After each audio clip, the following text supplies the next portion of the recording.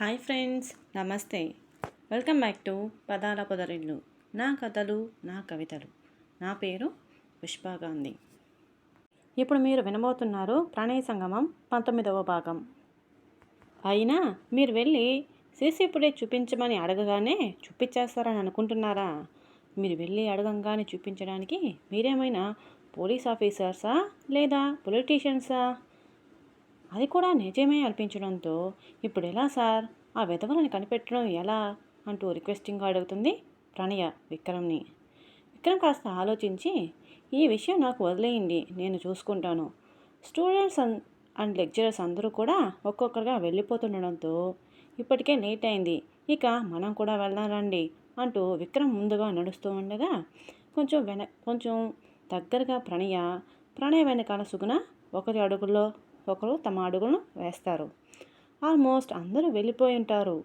ఇక కిందకు వచ్చిన ముగ్గురికి ఎదురుగా విక్రమ్ కార్తో డ్రైవర్ వెయిట్ చేస్తుండడంతో కారు ఎక్కబోతున్న విక్రమ్ సుగుణను ఉద్దేశించి, సుగుణ మేడం, మీరు టెన్షన్ పడకండి, నేను చూసుకుంటాను ఆ విషయం అని భరోసాగా చెప్పడంతో అప్పటి వరకు విక్రమ్ ప్రణయ మాటలు వినడమే కానీ ఎక్కువ మాట్లాడిన సుగుణ ఇప్పుడు, సార్, మీరు మమ్మల్ని పదే పదే మేడం అని పరవక్కర్లేదు, మమ్మల్ని మా పేరుతో పిలిస్తే చాలు అని చెప్తూ ప్రణయ్ని చూస్తుంది. అంతే కదా అన్నట్టు ప్రణయ్ కూడా, అవును సార్, మమ్మల్ని మా పేర్లతో పిలవండి అని చెప్పేసరికి విక్రమ్ వాళ్ళెందుకు అలా పేర్లతో పిలవమంటున్నారో అర్థం కాక వాళ్ళనే చూస్తూ కారులో కూర్చోగానే ఇద్దరు కూడా ఒకేసారి బాయ్ సార్ అని చెప్తారు.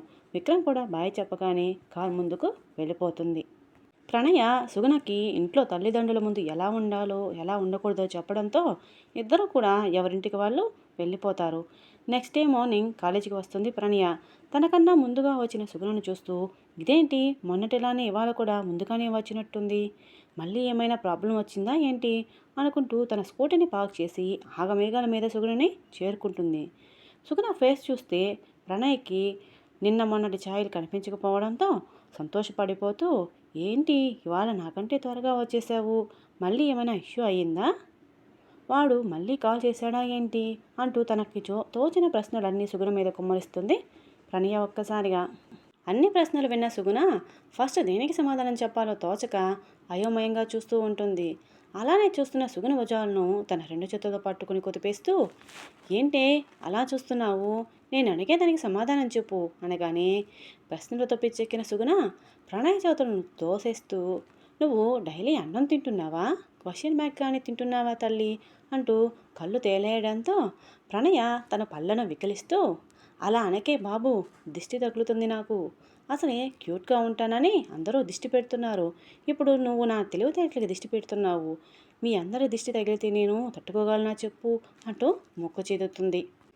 ప్రణయ్ చెప్తున్న మాట తీరుకి ముచ్చటగా అనిపిస్తుంటే తను అడిగిన ప్రశ్నలు గుర్తుకు రావడంతో ప్రణయ్ చేతి మీద ఒకటి వేస్తుంది సుగుణ. హచ్ అనుకుంటూ, ఎందుకే కొట్టావు, ఇప్పుడు నేనేమన్నా అసలు అంటూ అడుగుతుంది చేతిని రుద్దుకుంటూ ప్రణయ. నిజం చెప్తే నమ్మరు ఎవరు అంటూ వాచ్ వైపు చూసేసరికి క్లాసెస్కి టైం అవుతుండడంతో ఇద్దరు అక్కడి నుండి ఆఫీస్ రూమ్కి వెళ్ళి వాళ్ళ బయోమెట్రిక్ అటెండెన్స్ కంప్లీట్ చేసుకొని స్టాఫ్ రూమ్కి వెళ్ళి అటు నుండి క్లాసెస్కి అటెండ్ అవుతారు. క్లాసులు స్టార్ట్ అయిన ఒక అరగంటకి కాలేజీకి వచ్చిన విక్రమ్ క్లాసులు స్టార్ట్ అవ్వడం గమనించి నెక్స్ట్ పీరియడ్ టైంకి ప్రణయ్ని సుగుణని తన క్యాబిన్కి రమ్మని అటెండర్కి చెప్పి పంపించడంతో ఇద్దరు వాళ్ళ క్లాసెస్ కంప్లీట్ చేసుకొని కలిసి విక్రమ్ క్యాబిన్కి చేరుకుంటారు. మెల్లిగా క్యాబిన్ డోర్ ఓపెన్ చేసిన ప్రణయ్కి ల్యాప్టాప్లో వర్క్ చేసుకుంటున్న విక్రమ్ కనిపించడంతో వెళ్ళాలా వద్దా, రమ్మని పిలిపించారుగా అనుకుంటూ చిన్నగా డోర్ని నాక్ చేస్తుంది. కొంచెం బిజీగానే ఉన్న విక్రమ్కి అది వినిపించకపోయేసరికి ఇంకొంచెం సౌండ్ పెంచుతుంది ప్రణయ. ఈసారి గట్టిగా వినిపించడంతో కళ్ళెత్తి చూసిన విక్రమ్కి ప్రణయ్ కనిపిస్తుంది డోర్ దగ్గర. చిరునవ్వుతో చూస్తాడు ప్రణయ వైపు. ప్రణయ ఒక నిమిషం ఆశ్చర్యంతో తను చూస్తున్నది నిజమేనా అనుకుంటూ చేతి మీద చిన్నగా గిల్లుకొని నొప్పి నిజమే అని తెలియజేస్తుండేసరికి, ఆహా ఏమి ఈ భాగ్యమో నేస్తమా అనుకుంటూ ఆ నవ్వు కలిగిన మోముని తన కళ్ళలో దాచేసుకుంటుంది అప్రయత్నంగానే. ఇంకా అక్కడే ఉన్న వాళ్ళను ఉద్దేశించి కమిన్ అన్న విక్రమ్ పిలుపుకు చిన్నగా స్మైల్ ఇస్తూ లోపలికి సుగుణతో పాటు వస్తుంది ప్రణయ. విక్రమ్ తన వర్క్ని పక్కన పెట్టి ఇంకా నిలుచునే ఉన్న సుగుణ వాళ్ళని చూస్తూ, టేక్ యువర్ సీట్స్ అని చేసిని చూపించగానే థ్యాంక్ యూ సార్ అంటూ కూర్చొని, సార్ రమ్మన్నారట, ఏమైనా తెలిసిందా అని ఆశగా అడుగుతున్న ప్రణయ్ని చూస్తూ, లేదు మిస్ ప్రణయ, ఆ విషయం గురించే మిమ్మల్ని అడగాలని పిలిపించాను. విషయం ఏంటి సార్ అని సుగుణ అడగడంతో, నేను నిన్న చెప్పిన దాని గురించి ఆలోచించారా? విక్రమ్ దేని గురించి అడుగుతున్నాడో అర్థం కాక ఇద్దరు ఒకరినొకరు చూసుకొని విషయం ఏంటని ఒకరికొకరు సైకిల్ చేసుకుంటారు. నీకు తెలుసా, నీకు తెలుసా అని. వాళ్ళిద్దరిని చూస్తున్న విక్రమ్కి విషయం అర్థమయ్యి అదే వాళ్ళకి ఏం గుర్తులేదని. ఓకే, నేనే చెప్తాను. మీకు ఎవరైనా అనుమానాస్పదంగా అనిపించారా? మీ చుట్టూ ఉన్న వాళ్ళలో ఆలోచించి చెప్పమన్నాను ఇవాళ నాకు. ఏం గుర్తులేదా మీకు అంటూ సూటిగా ఇద్దరిని చూస్తాడు. అప్పుడు కానీ వెలగదు బల్బు ఫ్రెండ్స్ ఇద్దరికి. మాకు అలా ఎవరూ అనిపించలేదు సార్ అని ఇద్దరు ఏకకంఠంతో వదిలిస్తారు. అది ముందే ఊహించిన విక్రమ్, నా ఫ్రెండ్ ఒక అతను పోలీస్ ఆఫీసర్. నేను అతని ద్వారా ట్రై చేయాలి అనుకుంటున్నాను. ఈ విషయం అతనికి చెప్పడంలో మీకు ప్రాబ్లం లేదు అనుకుంటే నేను అతనిని కాంటాక్ట్ అవుతాను. ఏమంటారు? ప్రణయ సుగుణను చూస్తూ ఆమె చేతిని సున్నితంగా నిమురుతూ, అలాగే సార్, మీకు ఎలా అనిపిస్తే అలా చేయండి. వీలైనంత త్వరగా అతనెవరన్నది కనిపెట్టి ఆ వీడియో డిలీట్ చేసేలా చేయండి. ఇంకొక ముఖ్య విషయం, ఇలా మా ఇద్దరి తరపున మీరు అతని గురించి ఎంక్వైరీ చేస్తున్నట్టు ఎవరికి, ముఖ్యంగా అతనికి తెలియకపోవడం మంచిది అని నా ఒపీనియన్. ఒకవేళ తెలిస్తే వాడు ఆ వీడియోని సోషల్ మీడియాలో పోస్ట్ చేస్తే? ఆ మాట వినగానే సుగుణ నిలువెల్లా చిగుటాకులా వణికిపోతుంది. సుగుణని గమనించిన ప్రణయ ఆమె చుట్టూ చేతులు వేసి దగ్గరికి తీసుకోగానే విక్రమ్ మంచినీళ్ళ గ్లాస్ ఆమె ముందు ఉంచుతాడు. సుగుణ వణుకుతున్న చేతులతోనే ఆ గ్లాస్ తీసుకొని తాగేంతలో అవి కాస్త ఆమె శారీ మీద ఒలకడంతో ప్రణయ ఆ గ్లాస్ అందుకొని కొద్దిగా తాగించి పక్కన పెడుతుంది. సి మిస్ సుగుణ, మీరు ఇలా భయపడిపోతే ఎలా? మీలాగే ఎందరో ఆడపిల్లలు అలాంటి కొందరి వెధవల చేతుల్లో ప్రత్యక్షంగానో పరోక్షంగానో చిక్కుకుని ధనమాన ప్రాణాలను సైతం కోల్పోతున్నారు. మీకు అలాంటి పరిస్థితి రానివ్వనని నేను మాట ఇస్తున్నాను. మీరు ధైర్యంగా ఉండండి, ఇక మీరు వెళ్ళొచ్చు అని చెప్పడంతో, చాలా థ్యాంక్స్ సార్, నాకు ఈ విషయంలో సహాయం చేస్తున్నాను అంటున్నందుకు అని చెప్పి అక్కడి నుంచి కదులుతుంది సుగుణ. ప్రణయ ఒకసారి వెనకకు తిరిగి విక్రమ్ని చూస్తూ తన కాటుక కళ్ళతో వెళ్తాను అన్నట్టు చిన్నగా కనురెప్పలు నార్పి అక్కడి నుండి సుగుణతో పాటు వెళ్ళిపోతుంది.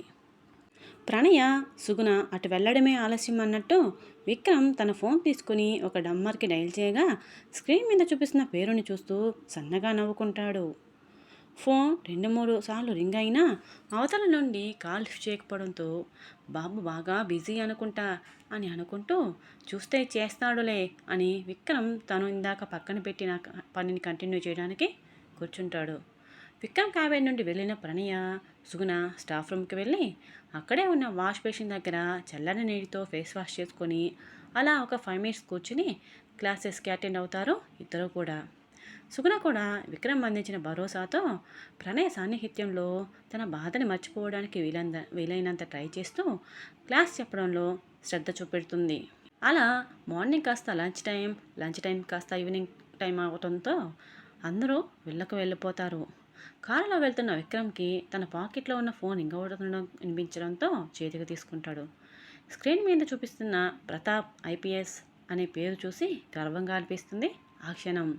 ఇక ఆలస్యం చేస్తే ఎక్కడ కాల్ కట్ అవుతుందో అనుకుంటూ లిఫ్ట్ చేసి చెవి దగ్గర పెట్టుకున్న విక్రమ్కి అవతల నుండి వినిపించిన వాయిస్కి కళ్ళల్లో నీరు తిరుగుతాయి తనకే తెలియకుండా.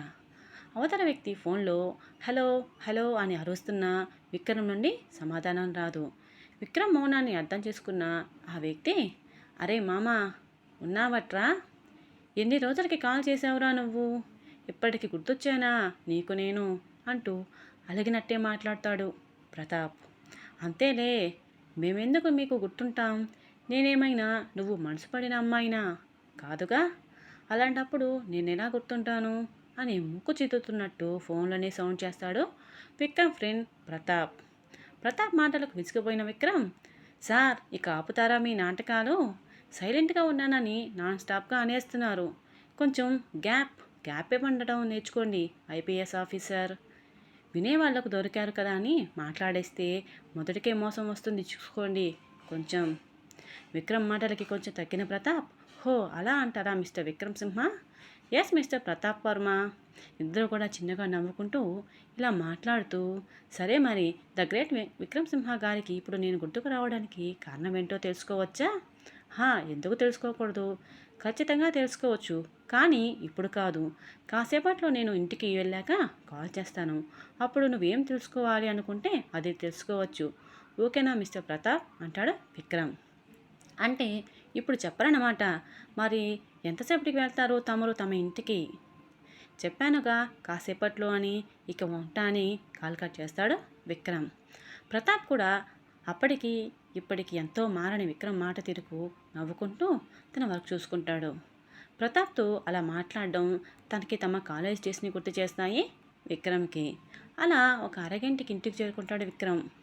హాల్లో కూర్చుని ఉన్న తల్లి కనిపించడంతో నవ్వుతూ పలకరిస్తాడు విక్రమ్. ఇద్దరి పలకరింపులు అయ్యాక విజయ్ గారిని అడగగా ఆయన ఇప్పుడు వాకింగ్ కంప్లీట్ చేసుకొని రెస్ట్ తీసుకుంటున్నారు నాన్న అని బదులిస్తుంది ఆవిడ. నువ్వు ఇప్పుడేగా వచ్చావు, వెళ్ళి ఫ్రెష్ అయ్యిరా, ఈలోపు మీ నాన్నగారు బయటికి వస్తారు, అప్పుడు కూర్చుని మాట్లాడుకుందరు ఇద్దరు అని జ్యూస్ గ్లాస్ చేతికి అందిస్తారు ఆవిడ. తల్లి ఇచ్చిన జ్యూస్ తాగడం పూర్తి చేసి తన రూమ్కి వెళ్ళిపోతాడు విక్రమ్. కాసేపటికి ఫ్రెష్ అయ్యి నైట్ ట్రాక్ వేసుకొని ఏసీ టెంపరేచర్ అడ్జస్ట్ చేసుకొని బెడ్డుపై అమాంతం వెలికిరాన పడిపోతాడు కళ్ళు మూసుకొని. అలా కాసేపటికి కళ్ళు తెరిచిన విక్రమ్కి ప్రతాప్కి కాల్ చేయాలి అని గుర్తుకు రావడంతో అతనికి కాల్ చేస్తాడు. అప్పటికే ప్రతాప్ విక్రమ్ కాల్ కోసం వెయిట్ చేస్తుండడంతో మొదటి రింగ్కి కాల్ అటెండ్ చేస్తాడు. మొదటి రింగ్కి కాల్ లిఫ్ట్ చేస్తాడని ఎక్స్పెక్ట్ చేయని విక్రమ్ ఇప్పుడు అలా లిఫ్ట్ చేయడంతో నవ్వుకొని, చెప్పండి సార్, ఎలా ఉన్నారు మీరు? ఆంటీ వాళ్ళు ఎలా ఉన్నారు? ఎక్కడ ఉన్నారు? నువ్వు కోరుకొని కష్టపడి సాధించిన నీ ప్రొఫెషనల్ ఎలా ఉంది? పప్పన్నం పెట్టేది ఏమైనా ఉందా? ఆల్రెడీ నాకు తెలియకుండానే పెట్టేశావా అంటూ వరుస ప్రశ్నలు విసురుతాడు విక్రమ్ ప్రతాప్ మీదకి. ప్రతాప్ ఇన్వాల్వ్మెంట్తో సుగుణ ప్రాబ్లం తీరిపోయినట్టేనా? ఇంతకీ నిందితుడు ప్రణయ్కు సుగుణకు తెలిసినవాడేనా? తెలుసుకోవాలి అనుకున్నట్టయితే నా స్టోరీని ఫాలో అయిపోండి ఫ్రెండ్స్. ఈ ప్రణయ సంగమం కొనసాగుతుంది. ఇదండి ఈరోజు కథ. ఎలా ఉంది? మీకు నచ్చిందా? ఈ కథ మీకు నచ్చినట్టయితే లైక్ ఇవ్వండి. ఈ ఎపిసోడ్ మీద మీ అభిప్రాయాన్ని చిన్న కామెంట్ రూపంలో తెలియజేయండి. అలాగే మన పదాల పొదరిల్లు ఛానల్ని సబ్స్క్రైబ్ చేసుకొని మీ ఫ్రెండ్స్కి షేర్ చేయండి. మరొక ఎపిసోడ్తో మళ్ళీ కలుసుకుందాం. బాయ్.